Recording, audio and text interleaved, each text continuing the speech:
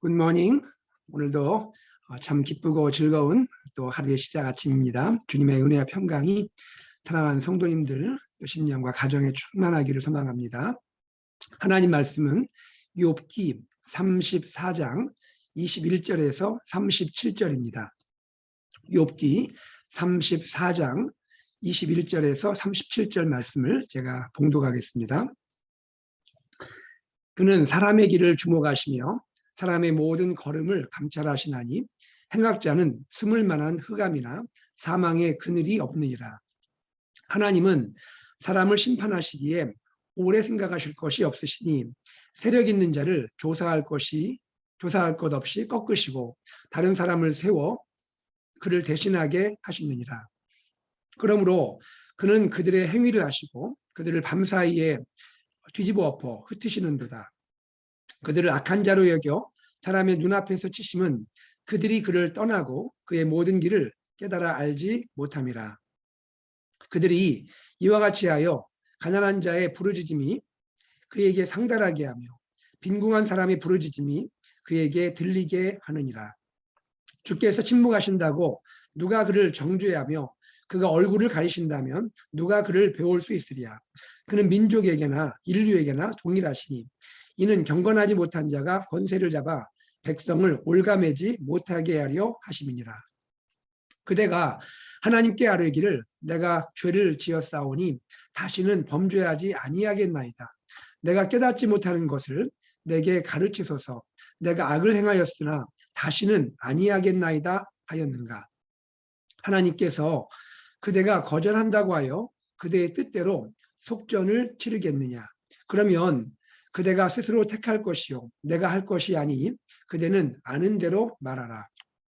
슬기로운 자와 내 말을 듣는 지혜 있는 사람은 반드시 내게 말하기를 욥이 무식하게 말하니 그의 말이 지혜롭지 못하도다 하리라.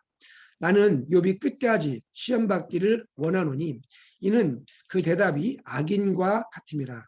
그가 그의 죄에 반역을 더하며 우리와 어울려 손뼉을 치며 하나님을 거역하는 말을 많이 하는구나.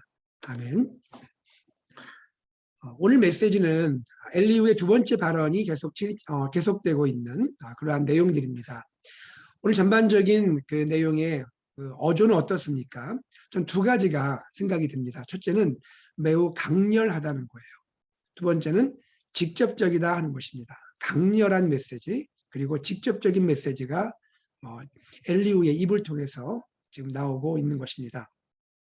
먼저 강렬하다라는 것은 어떤 의미이냐면요. 심판자 하나님을 묘사하고 있습니다. 심판자 하나님. 21절에서 29절에 심판자 하나님 묘사하는데 그 내용은 한마디로 어떤 것입니까? 공의로 심판하시는 하나님이라는 것이죠. 하나님은 공의로 심판하신다. 자, 두 번째로 직접적이다라는 것은 어떤 의미입니까? 직접적인 메시지라는 것은 이런 의미인 것이죠. 지금 엘리후는 욥에게 회개를 촉구하고 있습니다. 욥에게 회개를 직접적으로 촉구하고 있는 것입니다. 한마디로 욥이여 회개하라라고 그의 마음을 드러내고 있는 것입니다. 자, 이러한 전체적인 어조를 우리가 기억하면서 본문 내용으로 들어가 보도록 하겠습니다. 먼저 심판자 하나님에 대한 내용은 21절에서 29절이고요.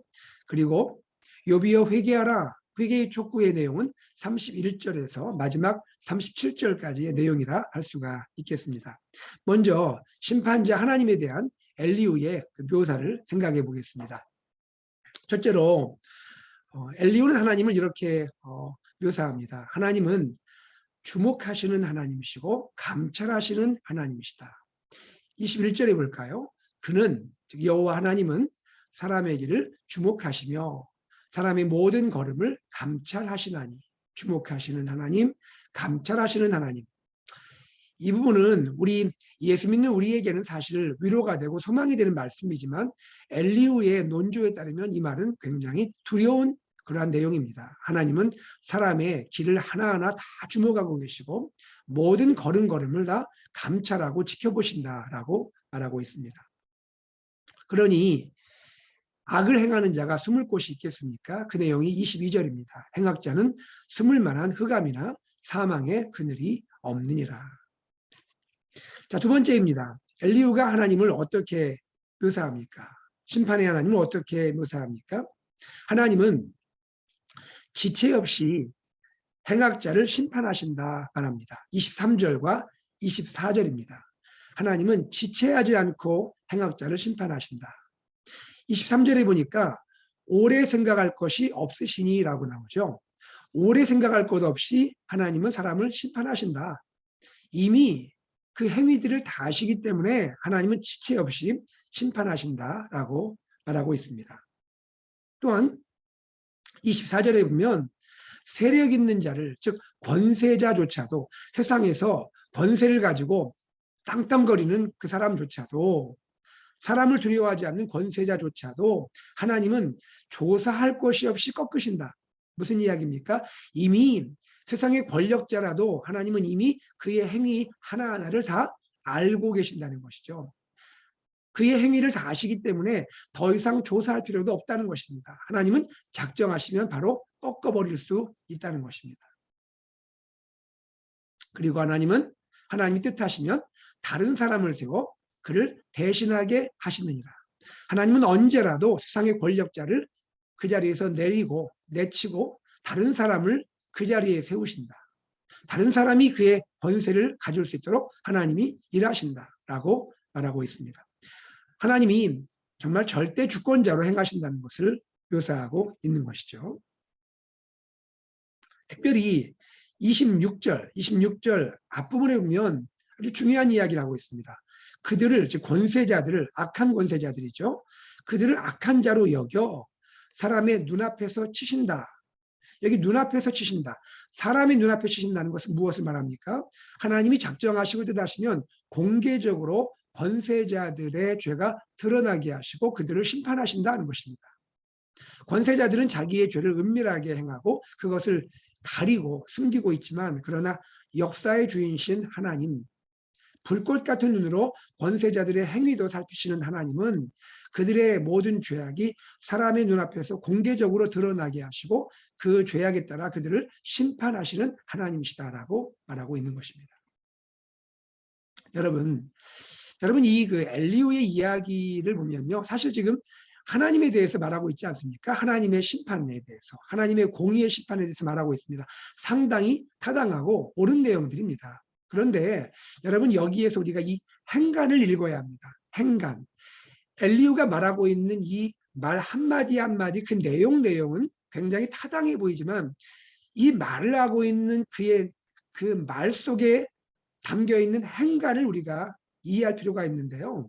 무엇이냐면 지금 엘리후가 말하고 있는 이 하나님, 또 여기에서 심판을 받아야 할 사람, 악한 자, 권세자, 은근히 누구를 지금 겨냥하고 있는 것입니까? 누구를 지금 은근히 지목하고 있는 것입니까? 드러내지 않지요, 아직까지는. 그런데 누구를 지금 향하고 있는 겁니까? 심판받아야 할 사람, 하나님의 공의의 심판을 지금 마땅히 받아야 할 사람, 또 악한 권세자, 누구를 은근히 지목하고 있는 것입니까? 욥입니다. 엘리후는 욥을 지금 은근히 지목하고 욥을 바라보고 있는 것이죠. 엘리후가 볼 때 욥은 바로 그런 사람이라는 것이죠. 하나님은 공의로 심판하시는데 그 하나님의 공의의 심판의 대상이 될 자가 누구라는 것입니까? 욥이라는 것이죠. 엘리후의 눈에 볼 때 그렇게 보이는 것입니다. 자, 여러분, 그 다음 보시죠. 그럼 악한 자들이 왜 심판을 당해야 합니까? 악한 자들이 심판당하는 이유를 엘리후는 또 이렇게 말합니다. 26절에서 28절인데요. 두 가지를 말하고 있습니다. 첫째는 악한 자, 악한 권세자가 심판받을 이유. 첫째는 하나님과의 관계입니다. 하나님과의 관계. 두 번째는 사람과의 관계, 즉 이웃과의 관계를 보여주는데요. 먼저 하나님과의 관계를 보여주는데요. 26절, 27절입니다. 그들을 악한 자로 여겨 사람의 눈앞에서 치시는 것은 왜 그러느냐?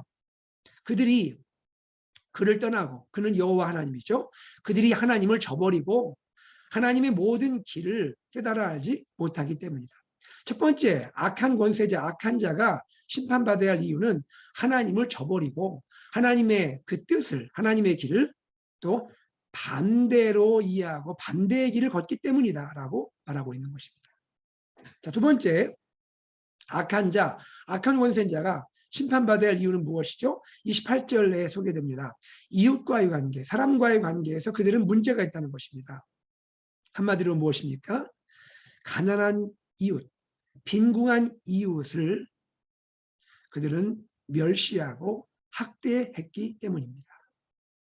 하나님은 분명히 공의의 하나님으로서 이스라엘 공동체 안에서 가난한 자를 돌보라 했고 빈궁한 자를 케어하라 하나님이 말씀하셨는데 악한 자, 특히 악한 권세자는 어떻게 삽니까? 가난한 이웃, 빈궁한 이웃을 멸시하고 그들을 학대했다. 돌보기는커녕 멸시하고 그들을 학대했다. 그들을 착취했다.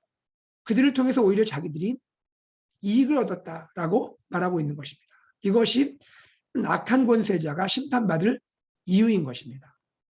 자, 엘리후의 이야기는 다 타당합니다. 굉장히 하나님의 성품을 잘 보여주고 있습니다. 여기서 우리는 도전을 받을 수가 있습니다. 그러나 말씀드린 대로 행간을 읽어본다면 지금 이것은 또 누구를 향하여 하는 이야기입니까? 욥을 향하여 하는 말이죠. 엘리후가 볼 때 욥은 그렇게 살았을 거라고 단정하고 있는 것입니다. 그렇기 때문에 이렇게 고난당하고 어려움 가운데 있다라고 그는 생각하고 있는 것이죠. 자, 이제 29절에서는 무엇을 말합니까? 29절, 30절에서는 하나님이 이런 분이신데 이렇게 공의의 하나님이고 심판의 하나님이신데 하나님이 설령 침묵하신다 한들 하나님이 당장 무언가 말씀하지 않고 하나님이 세상 속에서 바로 하나님이 무엇을 말씀하지 않고 침묵하신다 한들 그것이 큰 문제가 되겠느냐 하는 것입니다. 악한 권세자를 향하여 하나님이 바로 말씀하지 않고 침묵하신들 그것이 큰 문제가 되겠느냐. 이것은 무엇을 말합니까? 어차피 하나님은 결국 그들을 다 심판하실 것이다. 지금 하나님의 심판이 바로 드러나지 않는다 하더라도 궁극적으로 결국에는 하나님은 그들을 심판하고 말 것이다 라는 그런 내용이 29절 30절에 소개되고 있는 것입니다. 자, 여러분 우리 21절에서 30절까지 말씀을 나누었습니다. 지금 엘리후는 심판하시는 하나님, 공의의 하나님을 묘사하고 있습니다. 대체로 정당하고 대체로 하나님의 성품을 잘 드러내고 있는 말씀입니다. 그러나 다시 말씀드린 대로 지금 이 행간 속에서 엘리후는 욥을 주목하고 있는 것이죠. 욥이 바로 그런 악한 권세자이고 욥이 바로 그렇게 심판을 받아야 할 사람인 것을 엘리후는 은연중에 지금 드러내고 있는 것입니다. 자, 그리고 나서 이제 31절부터 37절 후반부의 내용을 보겠습니다. 자, 여기에서 드디어 엘리후는 자신의 본심을 드러내고 있는 것이죠. 자신의 마음을 나타내고 있습니다. 무엇입니까? 욥이여 회개하라는 것입니다. 욥이여 회개하라. 회개를 촉구하고 있네요. 자, 31절, 32절에 엘리후의 이야기를 들어보는데요. 이 내용을 보면 회개를 촉구하는 것 정도가 아니라 이렇게 회개해야 하지 않느냐 하면서 회개의 내용까지 알려줍니다. 욥을 향하여 이렇게 회개하라고 회개의 내용까지 알려주고 있습니다. 자, 그 내용을 볼까요? 31절, 32절입니다. 그대가 하나님께 아뢰기를 내가 죄를 지었사오니 다시는 범죄하지 아니하겠나이다. 이렇게 말하라는 거예요. 사실은. 내가 깨닫지 못하는 것을 내게 가르치소서. 내가 악을 행하였으나 다시는 아니하겠나이다 하였는가? 무엇입니까? 욥 그대는 지금까지 이런 방식으로 회개를 했는가? 이것이 내가 볼 때 진정한 회개인데 이러한 회개의 메시지를 가지고 하나님께 회개를 했는가? 정말 하나님께 나아가 회개했는가라고 묻고 있습니다. 그 물음은 사실 물음이 아니고 그렇게 해야 한다라고 촉구하고 있는 간접적인 그러한 질문인 것이죠. 엘리후는 이것을 원하고 있는 것입니다. 욥이 지금 해야 할 것은 하나님, 제가 하나님께 죄를 지었습니다. 다시는 범죄하지 않을게요. 이렇게 말해야 하지 않겠느냐라고 엘리후는 생각을 하고 있는 겁니다. 또 무엇입니까? 하나님, 내가 깨닫지 못해서 이렇게 죄를 지었습니다. 하나님 나를 가르쳐 주세요. 내가 지금까지 악을 행했는데 다시는 악을 행하지 않겠습니다. 이렇게 회개를 해야 하지 않느냐라고 그것이 욥이 해야 할 진정한 말이 아니겠는가라고 엘리후는 그것을 말하고 있는 것입니다. 직접적으로 말하는 것, 그것을 간접적인 질문으로 바꾸어서 지금 표현하고 있는 것입니다. 욥은 이렇게 회개를 해야 한다는 것이죠. 여러분, 엘리후의 입장에서 관점에서 볼 때 욥은 정말 악한 자입니다. 회개를 하지 않습니다. 자기 죄를 인정하지 않죠. 자기는 죄를 지었다 하지 않죠. 자기는 결백하다고 하고 있죠. 심지어 하나님 앞에서 나는 정당하다라고 말하고 있죠. 이 부분이 엘리후의 마음을 뒤틀어 놓고 있는 것입니다. 엘리후가 볼 때 이것은 도저히 용납할 수 없는 이야기고 엘리후가 받을 수 없는 그러한 말인 것이죠. 어떻게 이런 말을 할 수가 있겠는가? 어떻게 이런 말을 주장을 할 수 있다는 말인가? 엘리후의 심경이 뒤틀어져 있습니다. 그리하여 엘리후는 욥을 향하여 지금 회개의 메시지까지 알려주고 그가 하나님 앞에서 철저하게 회개해야 할 것을 간접적인 질문을 통하여 오히려 직접적으로 그에게 촉구하고 있는 것입니다. 바로 이것이 엘리후의 마음인 것이죠. 33절을 볼까요? 하나님께서 그대가 거절한다고 하여 그대의 뜻대로 속전을 치르겠느냐? 그러면 그대가 스스로 택할 것이요 내가 할 것이 아니니 그대는 아는 대로 말하라. 이 내용이 좀 약간 좀 복잡하고 어렵습니다. 여러분, 여기에서 속전을 치르겠느냐? 속전이란 말이 히브리 원어로 살람이란 말인데 이 말은 사실은 속전이라기보다는 보복이라는 의미가 있습니다. 하나님께서 그대가 거절한다고 하여 그대가 하나님께 회개하지 않는다고 해서 그대의 생각을 따라서 욥 자신의 생각을 따라서 욥이 하나님께 회개하지 않는다고 해서 하나님이 그대를 향하여 보복해야겠는가? 하나님이 그대를 향하여 심판을 굳이 해야겠는가? 이것은 무엇을 말합니까? 직접적인 의미는 그런 것이지만 숨은 의미는 이런 것입니다. 욥이 회개하지 않는다 해서 하나님이 또 그것을 바로 심판할 필요가 있겠는가? 이것은 무엇을 말하고 있는 거냐면요. 욥이 자신에 따라 생각에 따라 하나님께 지금 뜻을 바꾸시기를 요구하고 있는데 회개하지 않고 반대로 하나님께서 뜻을 바꿔주기를 원하고 있는데 사실은 욥 자신이 먼저 욥의 생각을 바꿔야 하는 것이 아닌가. 그대가 회개하지 않는다 해서 하나님이 직접적으로 개입할 필요도 없다라는 것입니다. 엘리후가 볼 때 진정으로 엘리후가 볼 때 욥이 해야 할 것은 다른 것이 아니라 하나님의 뜻을 바꾸려고 요구하기보다도 그대가 알아서 스스로 욥 자신의 생각을 바꾸고 하나님께 나가야 하는 것이 아니냐. 그렇게 해야 하는 것이 마땅하지 않느냐라는 것을 조금 복잡한 표현을 가지고 말하고 있는 것입니다. 이것이 엘리후가 욥에게 원하고자 하는 그런 것이죠. 하나님의 뜻을 바꾸려고 굳이 노력하지 말아라. 너가 결박하다는 것을, 너가 무죄하다는 것을, 너가 억울하다는 것을 하나님께 자꾸 이야기해서 회개 대신에 그런 식으로 하나님께 나가서 하나님 뜻을 바꾸려고 하지 말고 너 스스로 알아서 너 스스로 너의 생각을 바꿔서 하나님께 나가야 하는 것 아니냐라고 말하고 있는 것입니다. 이것은 무엇입니까? 결백을 주장하지 말고 너 스스로 깨달아서 회개하는 마음으로 하나님께 나가야 하지 않느냐라고 말하고 있는 것입니다. 자, 그러면서 엘리후는 이제 다시 한번 주위에 있는 슬기로운 자, 지혜 있는 자를 소환합니다. 마치 배심원을 소환하듯이, 그렇죠? 그들을 초청합니다. 34절입니다. 슬기 있는 자, 지혜 있는 자 반드시 나에게 와서 엘리후에게 나와서 엘리후의 말에 동조하기를 원한다는 것입니다. 엘리후의 말에 공감하기 원하는 것입니다.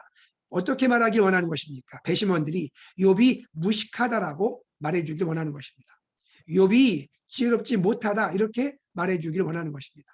욥은 결국 무지한 자고 정말 어리석은 자다라고 배심원들이요, 지혜 있는 자들이요, 슬기 있는 자들이요 나에게 와서 나와 함께 동조해 주기를 원합니다 라고 말하는 것이죠.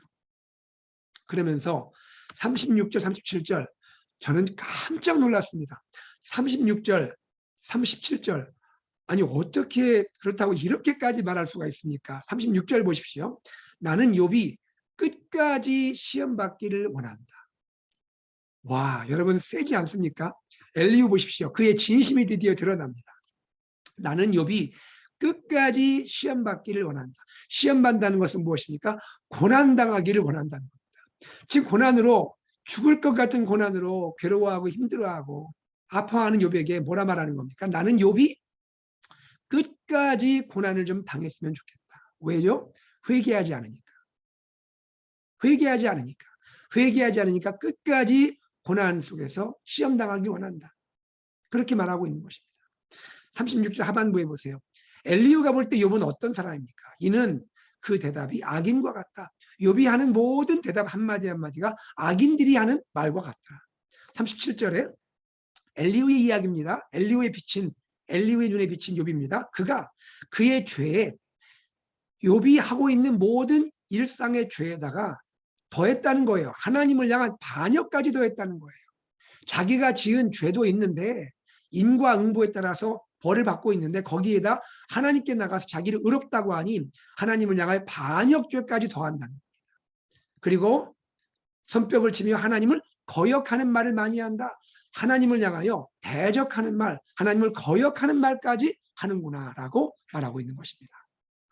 여러분, 이것이 엘리후의 눈에 비친 욥이고 엘리후가 생각하는 욥인 것입니다.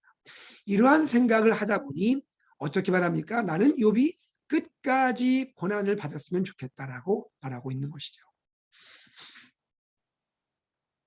깜짝 놀라지 않습니까, 여러분? 어떻게 이렇게 말을 할 수가 있습니까? 그렇죠? 그런데 여러분 생각해 보세요. 엘리후의 입장에만 선다면 이런 결론이 나올 수가 있을 수 있는 것이죠. 여러분, 여기서 참 저는 이 부분이 중요한 것 같아요. 사람이요, 어떤 관점과 어떤 입장에 서느냐가 이렇게 중요할 수 있습니다. 엘리후는요, 욥을 바라볼 때 동정과 긍휼의 마음으로 바라보질 않습니다. 그는 자신의 관점과 입장에서 처음부터 서다 보니까 그 관점을 끝까지 밀고 가다 보니까 욥이 심지어 끝까지 고난을 당하고 어찌하든지 회개를 해야 한다는 것에 초점이 맞춰져 있는 것이죠. 그러나 만약에 엘리후가 욥을 바라볼 때 자기가 생각하는 그러한 관점에서 꼭 욥이 고난당하는 것이 아닐 수 있다는 것을 처음부터 생각을 했다면, 자기가 생각하는 인과응보의 논리에 따라서 고난을 당하는 것이 아닐 수도 있다는 그러한 여지를 조금 갖고 욥을 바라봤다면, 그리고 그의 마음속에 긍휼히 여기는 마음, 사랑의 마음으로 함께 아파하는 마음으로 욥을 바라보았다면 그가 마지막 이야기를 욥이 끝까지 고난당하기 원한다 이렇게 말할 수가 있겠습니까? 그렇게 말하지 못하죠. 나는 다 이해가 안 될 수 있지만, 물론 내가 가진 생각은 대체로 고난은 다 죄로 인해서 당하는 것이라는 생각을 할 수는 있잖아요. 그죠?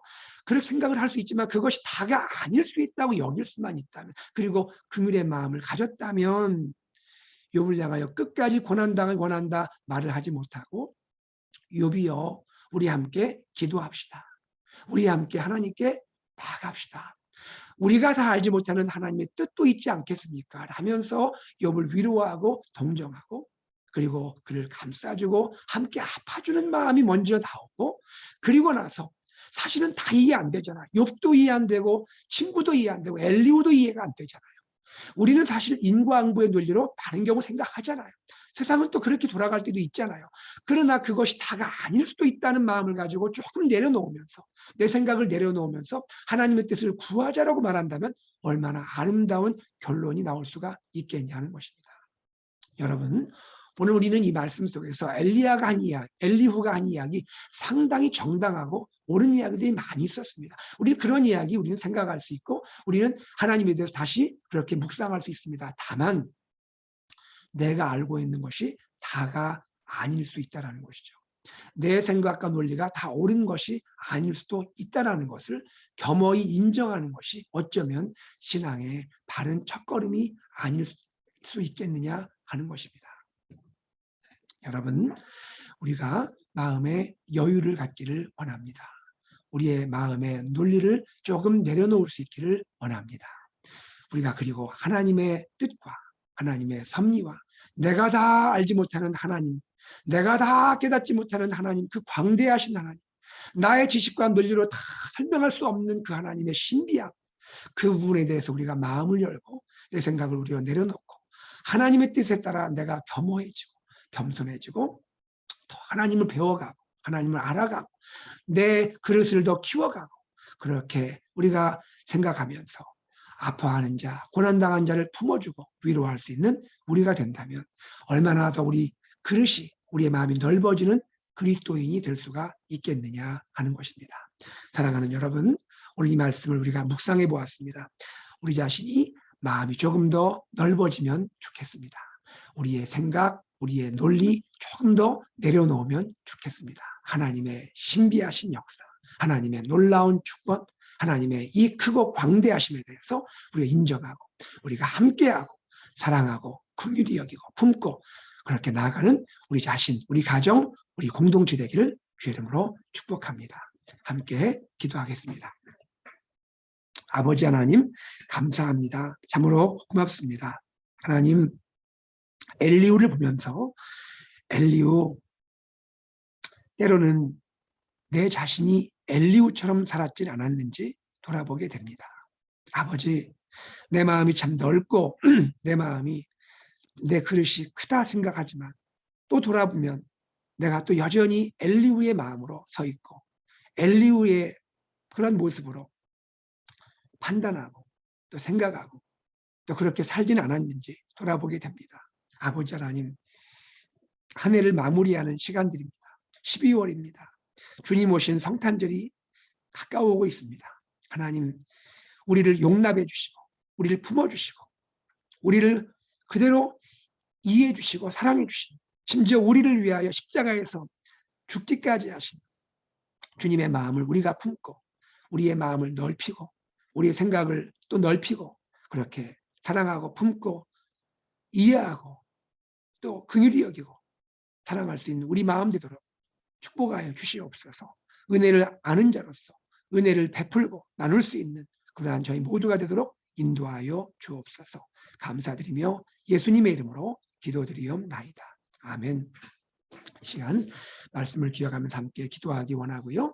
여기 세 가지 기도 제목 나누겠습니다. 첫째, 예수산책 AKPC 말씀 공동체, 제자 공동체, 미션을 공동체로 우리가 나가게 하여 주옵소서. 기도하시기 바랍니다.